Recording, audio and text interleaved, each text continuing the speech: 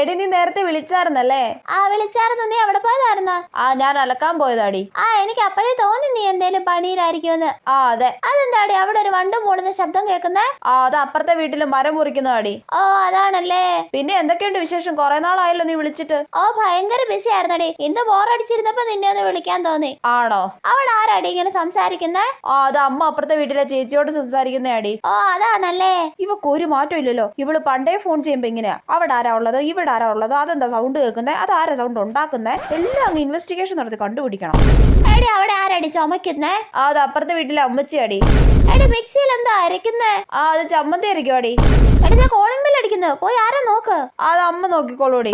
എടി കുക്കറിന്റെ വിസിൽ അടിക്കുന്നുണ്ടല്ലോ, എന്താ ഇന്ന് സ്പെഷ്യല്? അത് സാമ്പാറാടി. നല്ല സാമ്പാറിന്റെ മണം എനിക്ക് ഇവിടെ അടിച്ചായിരുന്നു. ചേടാ ഇവളുടെ ഒരു കാര്യം, എന്തേലും കാരണം പറഞ്ഞ് കോൾ കട്ട് ചെയ്യുന്നതാ നല്ലത്. ഇല്ലെങ്കിൽ ഇവിടെ എല്ലാം ഇൻവെസ്റ്റിഗേഷൻ ചെയ്ത് കണ്ടുപിടിക്കും.